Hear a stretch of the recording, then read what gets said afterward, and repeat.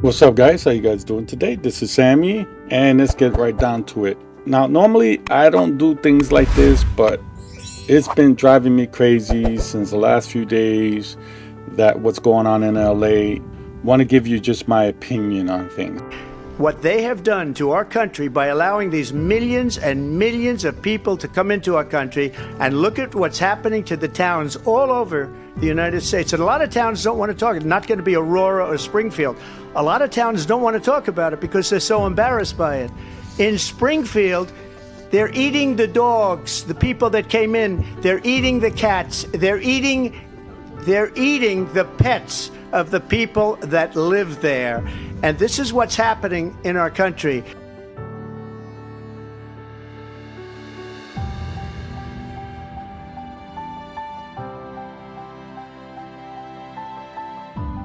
This was a video that I found on YouTube from Fox 5, so I want to give them credit. Even though they're fake news, I have to give them credit because it's a fair use notice, meaning that I'm going to be using their video for fair use, for news purpose. Everybody has an opinion about what's going on here.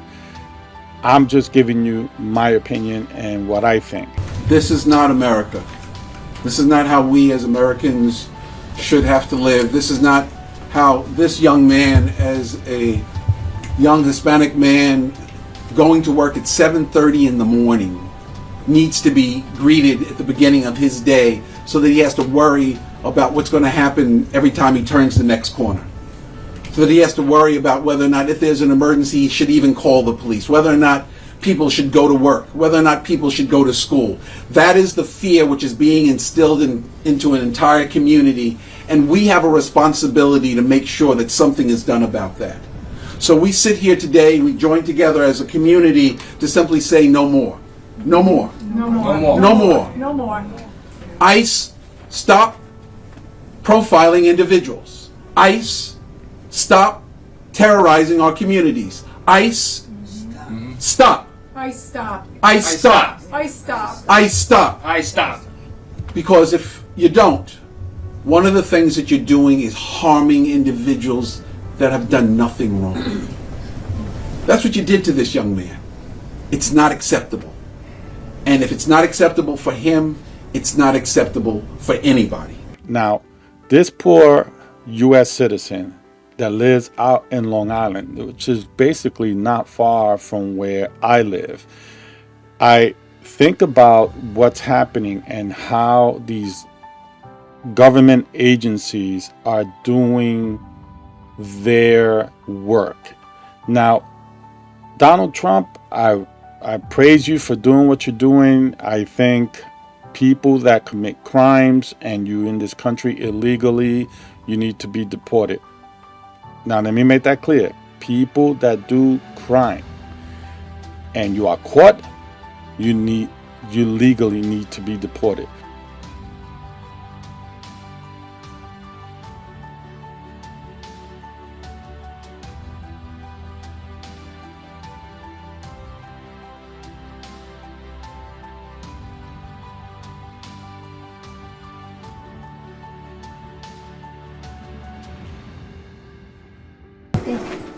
For Sylvia, this is a big day.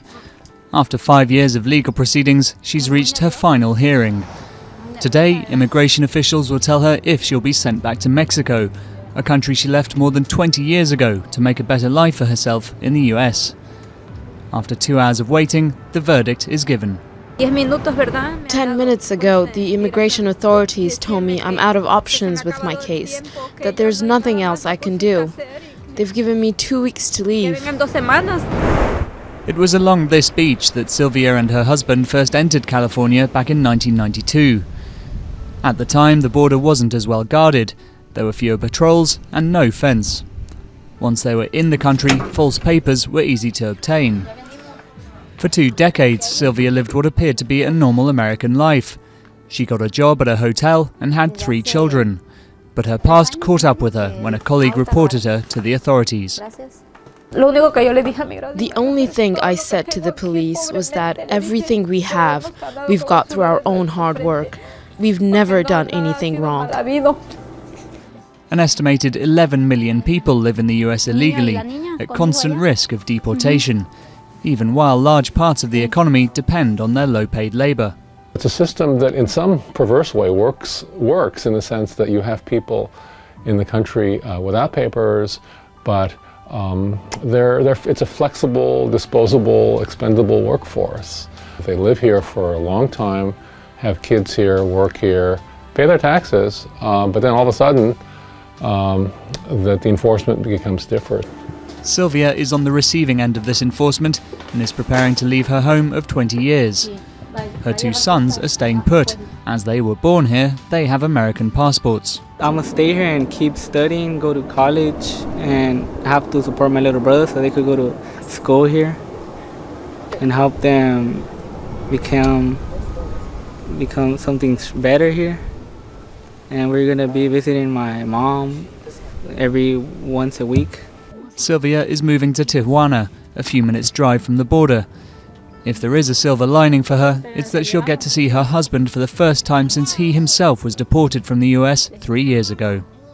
We are the descendants of 40 million people who left other countries, other familiar scenes, to come here to the United States to build a new life, to make a new opportunity for themselves and their children. I think it is not a burden, but a privilege.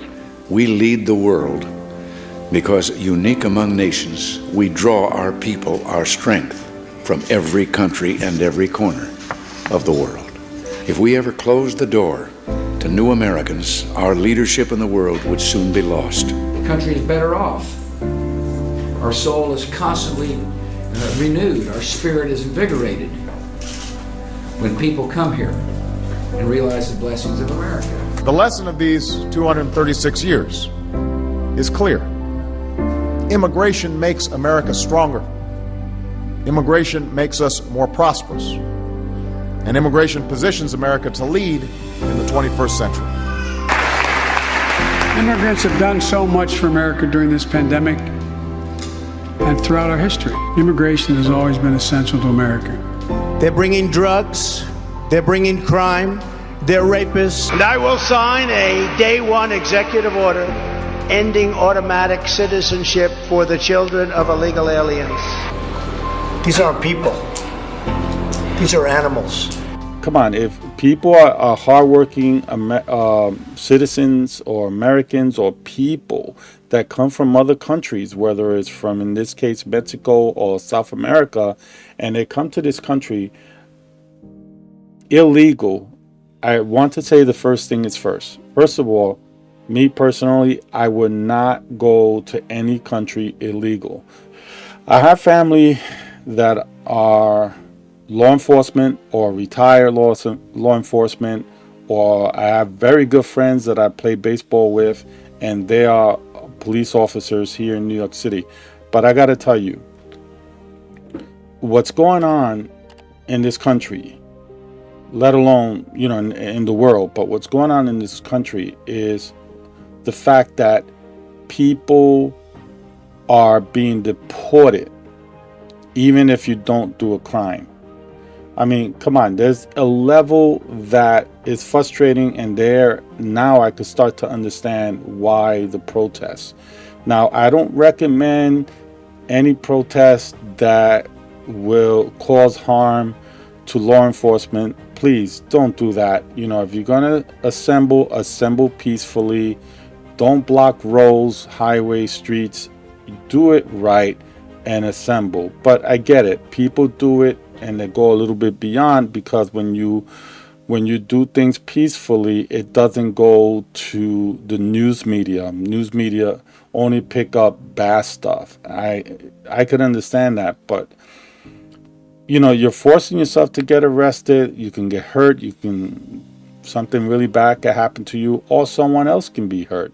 So, if you're going to go out there, do it peacefully and take it to court, fight it legally, because we have what's called the Constitution, and you have the right to defend yourself in the court of law. But here, I'm just talking about the things that are happening to individuals, which could happen to me, it could happen to you.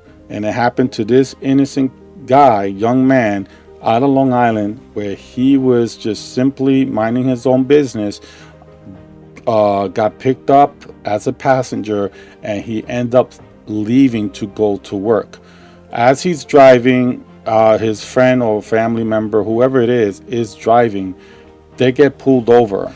As an American, we all know that we don't want our rights to be violated. I think we take it personal when our rights are violated. When you realize that you didn't do anything wrong and you're being pulled over, you want to question the police officer. In this case, it was ICE. And I'm going to let the video do the talking. What's up, guys? Please. What's this for? What's that? What's this for? You look like somebody looking for. You looking for? Yes. I see your ID, please. Who you looking for exactly? Because it's definitely not me. There's nobody over here. Okay. Let me see your ID, please. What is this for, though? Alright, this is gonna go one of two ways here. Okay. I need to see your ID. If you're not the guy I'm looking for, you're not the guy I'm looking for. Right? But we need your ID. Okay, if you don't get your ID, then we're gonna have to figure out another way to ID you. And it may not work out well for you. Listen, what are you doing? I need to see your ID. Those guys stopped us in here. So who are you actually looking for? Because it's definitely not us. Well, listen, if it's not you, then it's not your business who we're looking for, right? If I'm looking for you, do you want me broadcasting your business to everybody else in the world? No, right? No. Oh, you see these people? Look at these people over here. Y'all got nothing better to do, right? You got nothing better to do, right? I see your ID. Fucking bitches. I love to. You see this? Look at this. Look at this whack. Can't do nothing better in life. I see your ID, please. Alright, step out of the car.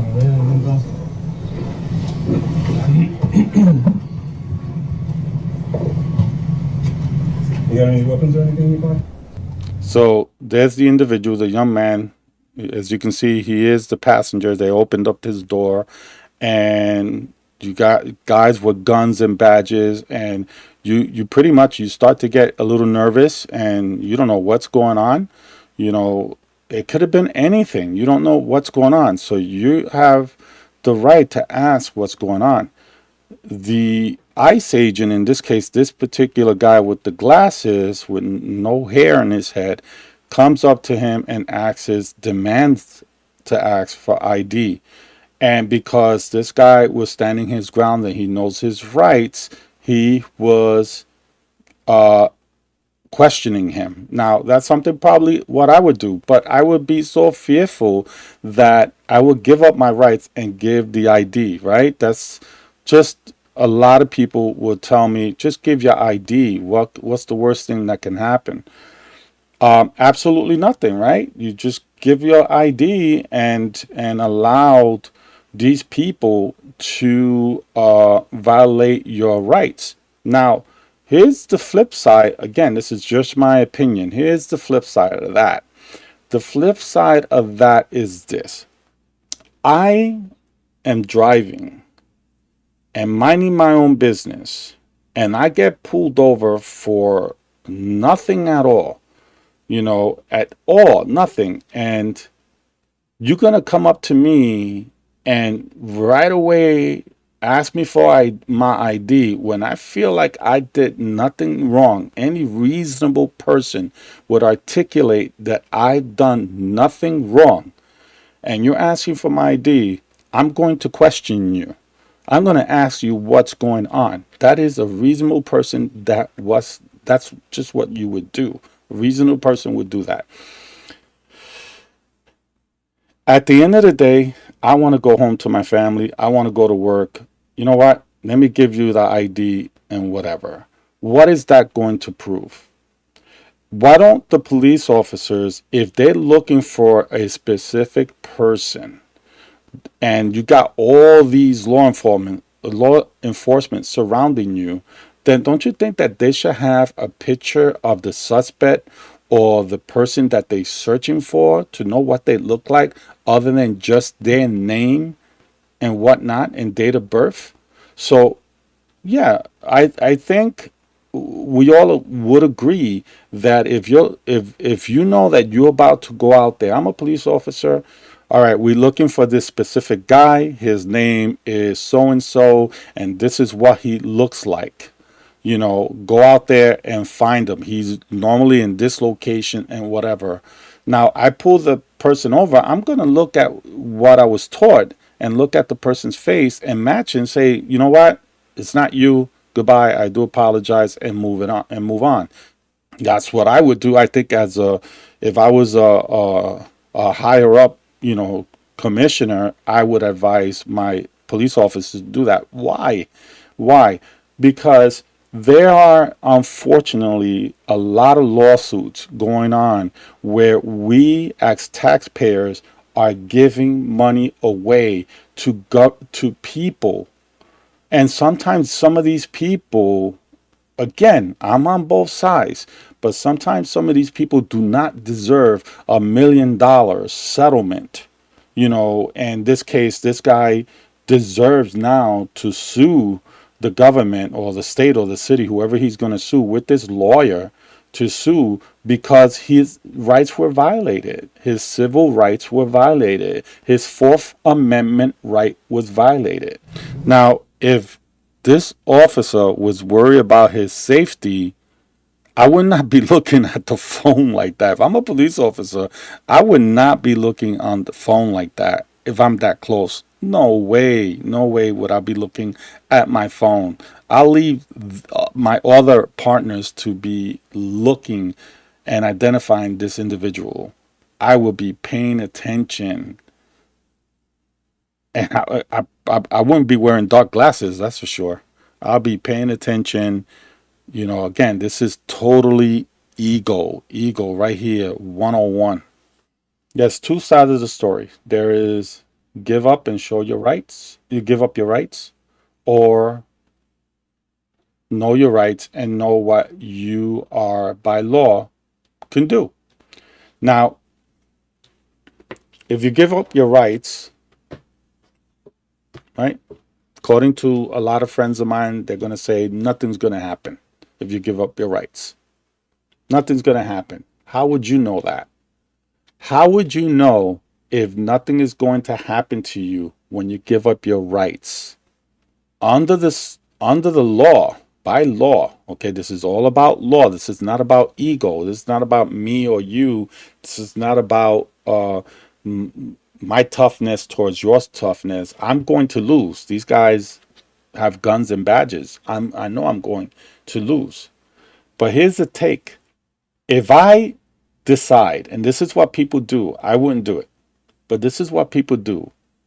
If I decide that I just want to be in the same level as that police officer and defend myself, and because I know my rights, and you violate my rights, there will be a civil lawsuit.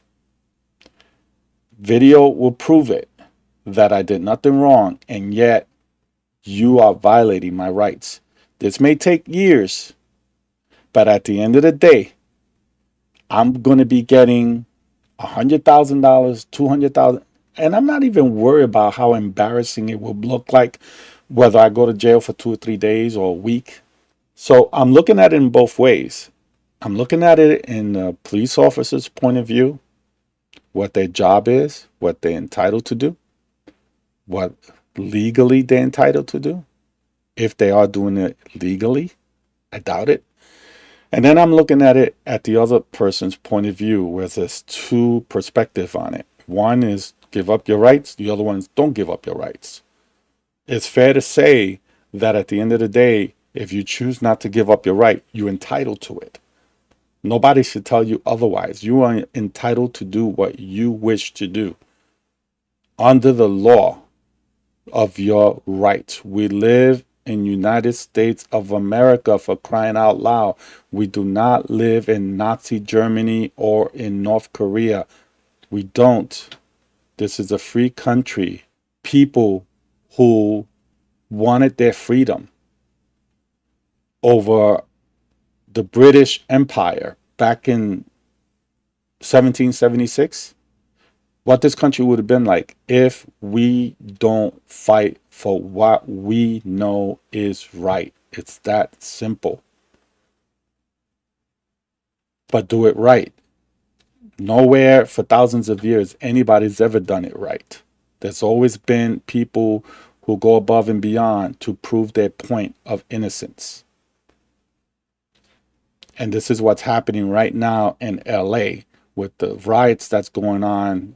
And even though it's a small little part of LA, according to what the mayor and the governor says, at the end of the day, it's still riots. And it's going to spread. People saying it's not going to spread. It's going to spread.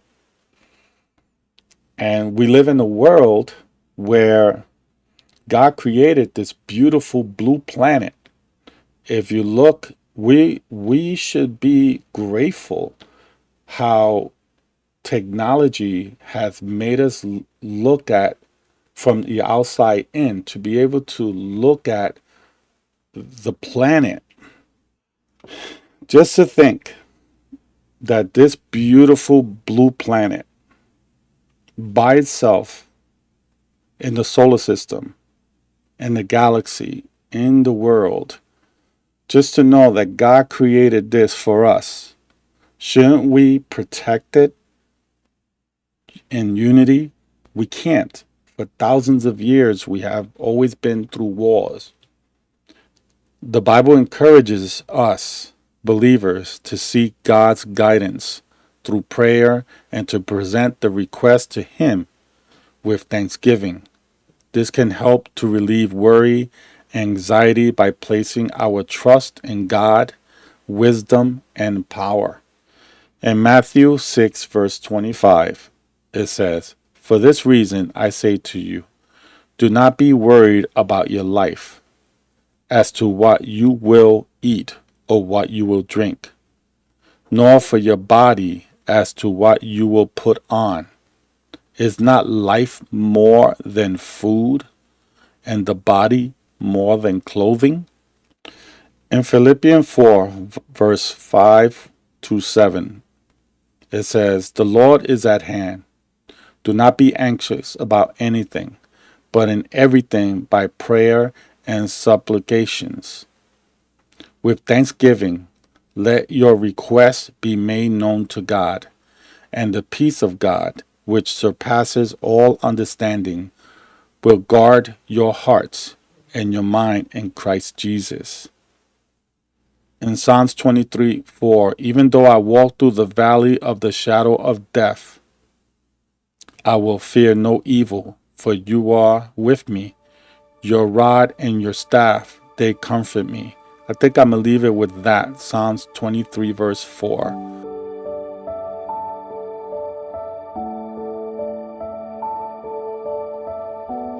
To the U.S.-Mexico border continues. These problems are not going away anytime soon. As part of her job, Hannah Hollenberg spent most of her summer talking to migrants across the border from El Paso in Ciudad Juarez. The picture that emerged was people who had tried multiple different options before choosing to migrate. Coming to the border was the last option.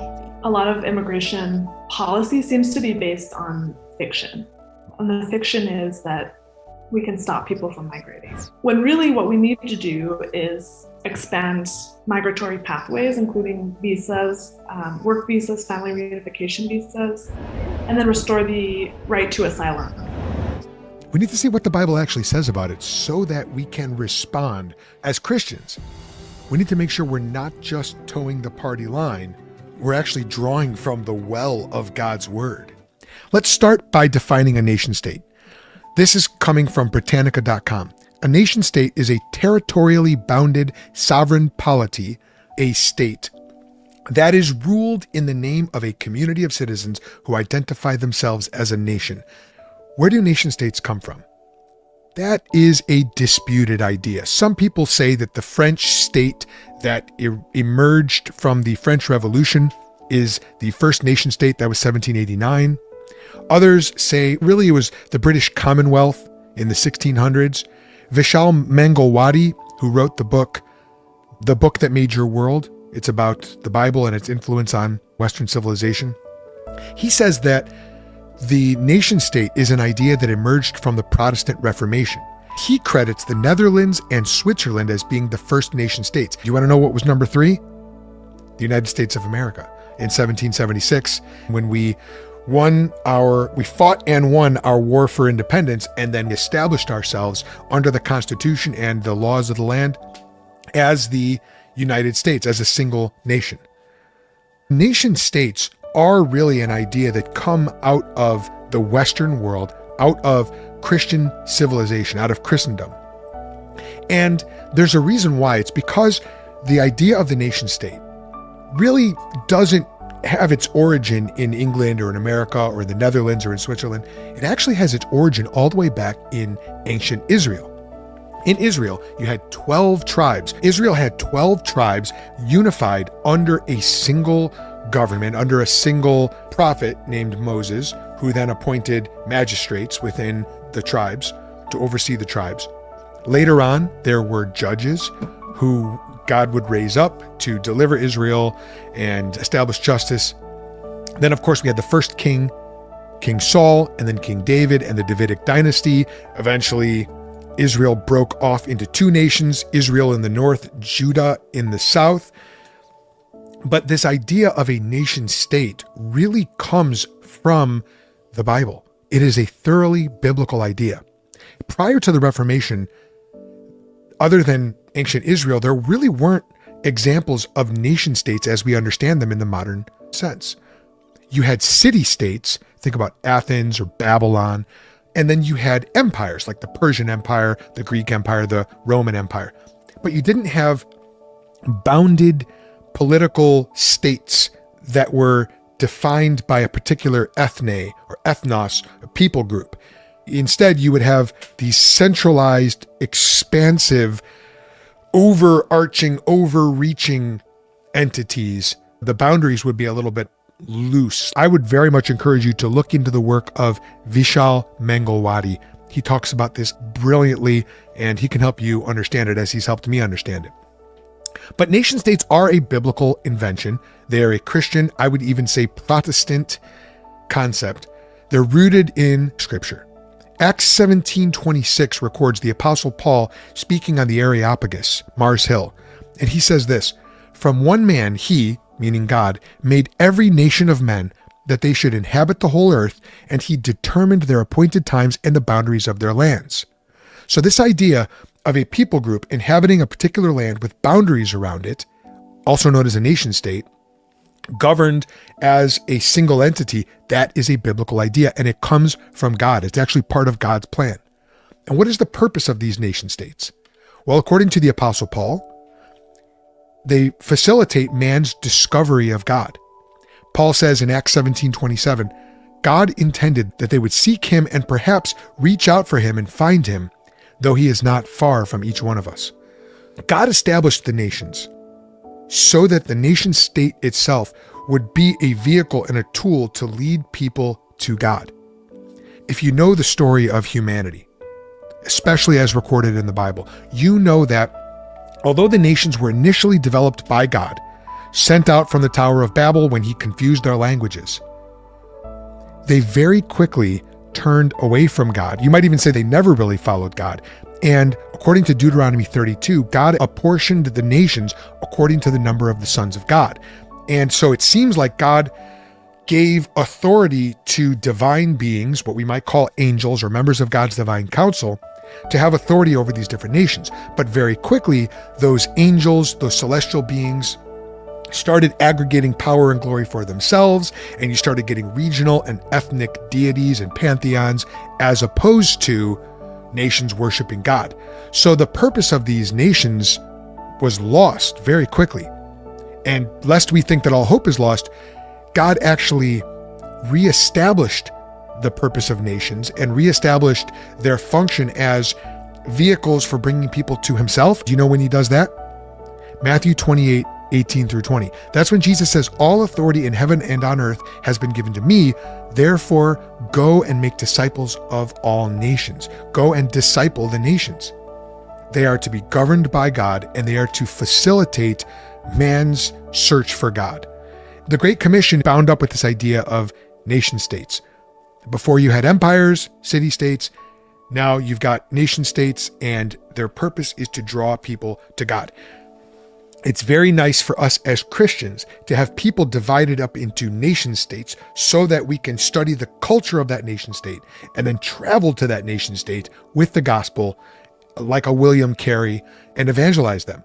We learn the language, we learn the customs, go there and bring the gospel to them. Now, we've sort of established this idea of nation states, but nation states are run by national governments. And this is really, now we're getting closer to the heart of the controversy here, because what's happening in America right now is that there are people from other nation states who are not members of America, and they are coming into America and living here among us. And now that Trump's been elected, they're being sent back. And there's a lot of protesting going on, and the protests are aimed at our national government, our federal government. So what is the obligation of federal government? Is it to be merciful? Is it to enforce the law? What does Scripture say? First, we have to realize that federal governments, national governments, are established by God. We learn this in Romans 13:1. Let every person be subject to the governing authorities. Those that exist have been instituted by God. Romans 13:1.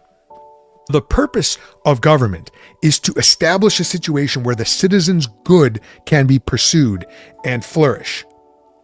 This is done by punishing evil, praising good, and defending the citizenry and the nation against attack. So we read in Romans 13:3-4, here's what it says: For rulers are not a terror to good conduct, but to bad. Would you have no fear of the one who is in authority? Then do what is good, and you will receive his approval, for he is God's servant for your good.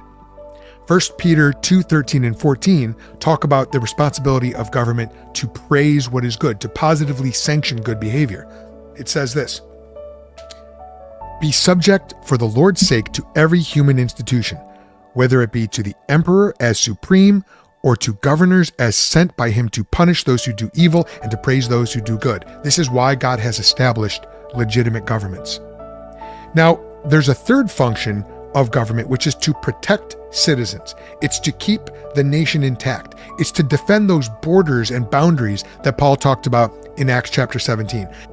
For example, in Nehemiah, the king deputized Nehemiah and authorized him to go and rebuild Jerusalem, rebuild the temple, and this is very important because the temple in Jerusalem had been destroyed 70 years earlier. When that work faced opposition from foreigners who were living in the land, Nehemiah says this: After I looked things over, I stood up and I said to the nobles, the officials, and the rest of the people, Don't be afraid of them. Remember the Lord who is great and awesome, and fight for your families, your sons and your daughters, your wives and your homes. That's Nehemiah 4:14. Stories of the Bible.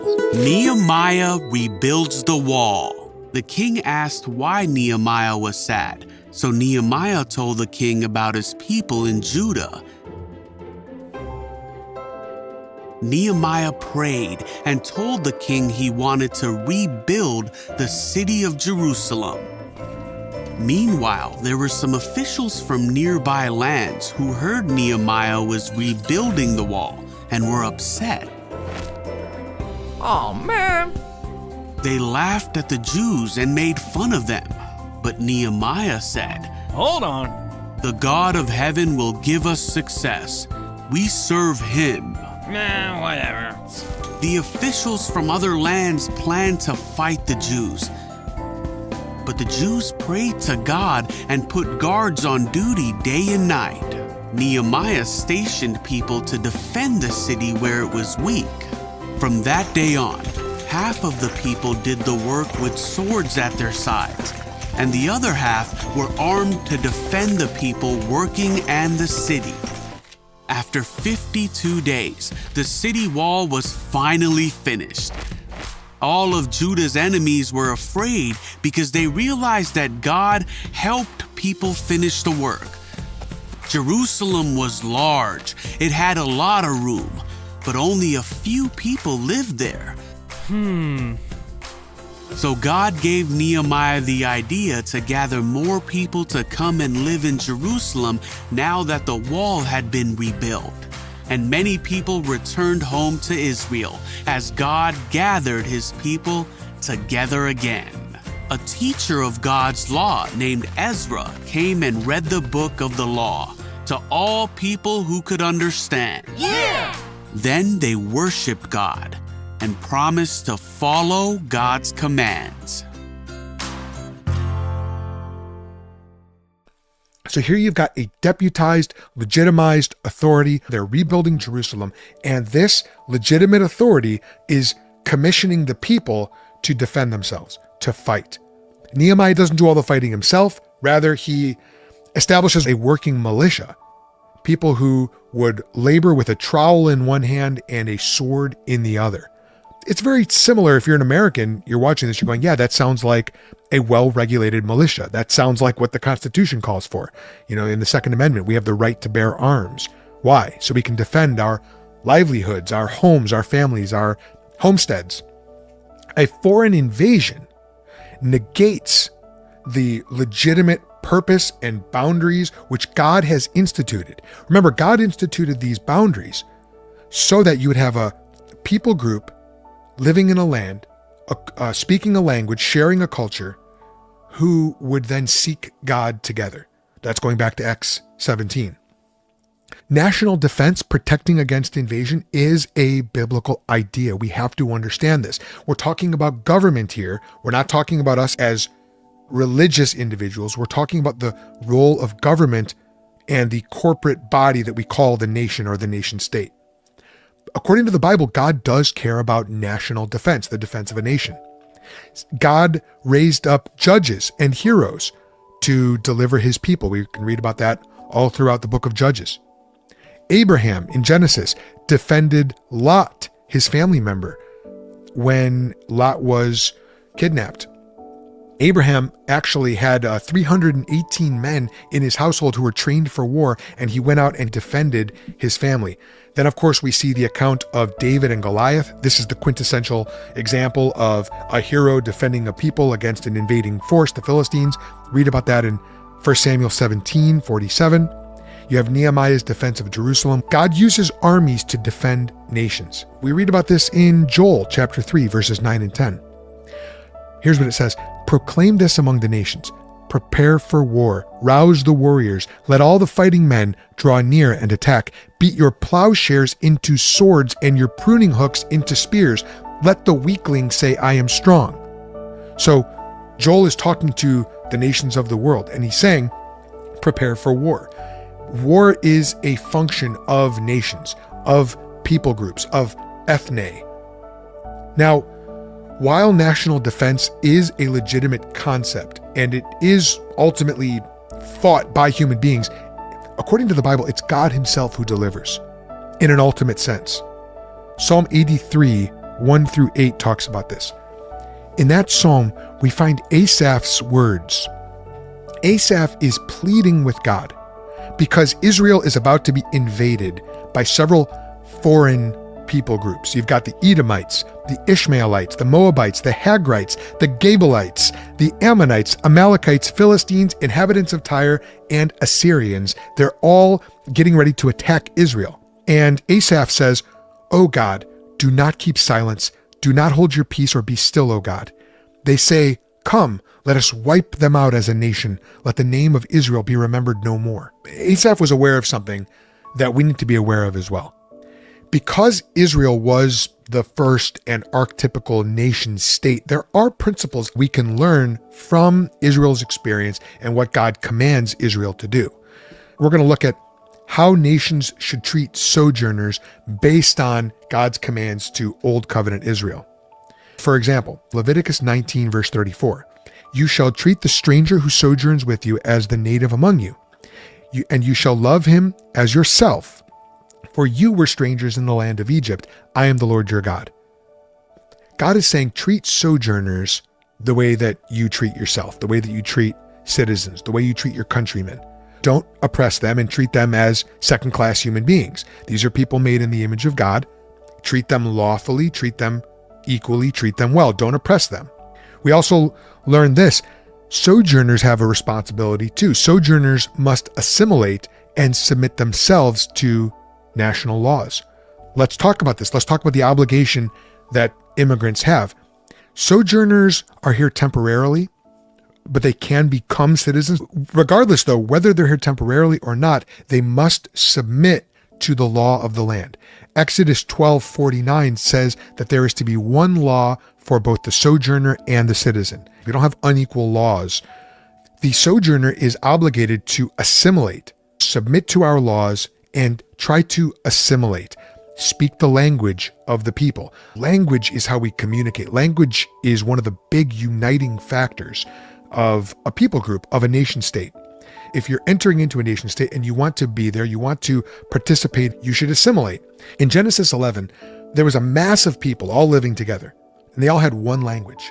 When God wanted to divide those people so that they couldn't work together, he confused their language. God did it because he wanted the people to spread out, fill the world, and establish nations, take dominion over the world. That was God's original plan. They weren't doing it, so God confused their language. His eventual goal was actually order and dominion, not confusion and chaos. Confusion and chaos is what you get when people with different languages and cultures all occupy the same space with no assimilation to bring them together and to have them work together and live together in peace. So assimilation is a good thing. Immigrants are obligated to assimilate. They're obligated to obey the laws of the nation. Part of that means entering lawfully. The Bible does not authorize unlawful entry into a nation. The citizens of a nation are required not to oppress the immigrant or the sojourner. Believers in a nation are exhorted to care for the oppressed, but nations are not required to eliminate their borders. God never told Nehemiah, don't you build that wall around Jerusalem. God never told David, stand down, let Goliath and the Philistines. God does not authorize the elimination or the irrelevancy of national borders. God is a God of order, and sojourners, wayfarers, immigrants who are going to come into a nation should do so lawfully. They should respect the laws. Throughout the Old Testament, the mention of a lawful process for treating sojourners assumes that this is all taking place lawfully. They're all subject to the same law, the sojourners and the citizens. So the immigrant, the sojourner should enter lawfully. They should obey the laws of the land.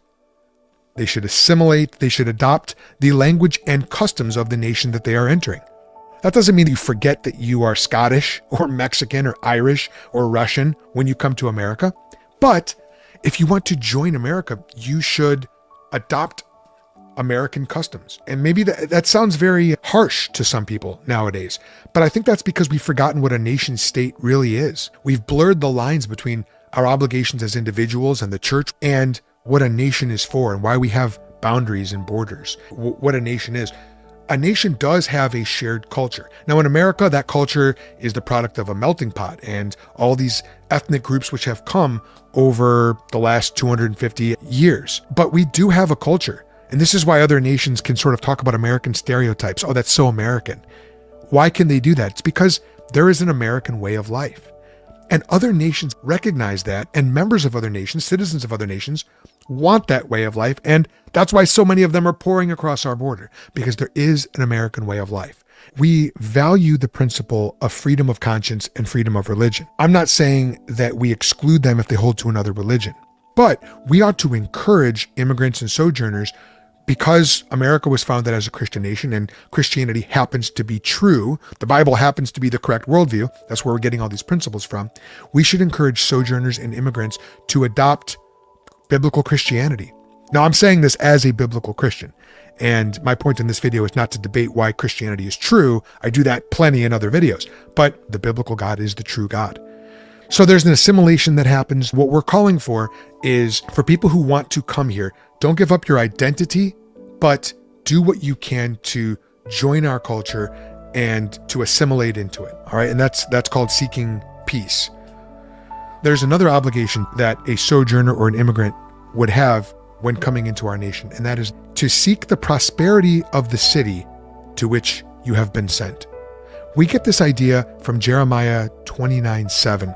This is what God tells the Israelites to do when they are exiled to Babylon. They should seek the prosperity of the land to which they are going. When we put all this together, we find that the immigrant coming here has obligations. Just as the nation has obligations for how they treat the sojourner and the sojourner and the immigrant also have obligations as well. What about the church? This is where people start blurring the lines. What are the obligations of Christians living in America at this time? The first thing is that we need to recognize that our true citizenship is in heaven, according to Ephesians 2:19. We must not make an idol of our earthly citizenship. As citizens of heaven, though, neither should we disregard the laws and customs of our earthly nation state. As long as they're not violating God's laws, people aren't being oppressed, we should seek to obey the laws of the land, including our immigration policies.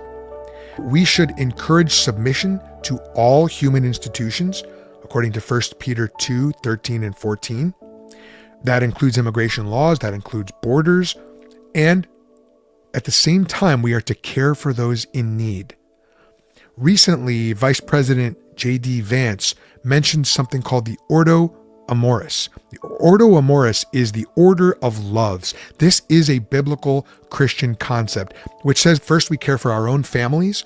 1 Peter 5:8 says, if you don't care for the members of your own household, you have denied the faith. You're worse than an unbeliever. That's very intense. We care for the church. We read about that in Galatians 6:10. We should do good to all people, but especially the church, especially the household of faith. We care for widows and orphans, James 1:27. We care for persecuted Christians, poor Christians, the people that Jesus called the least of these, my brothers and sisters, in Matthew 25:40. We can't invite everyone in the entire world who's worse off than we are to come here.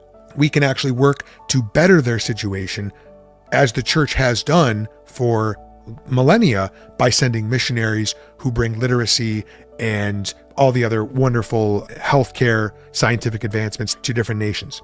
Okay, so let's wrap this up.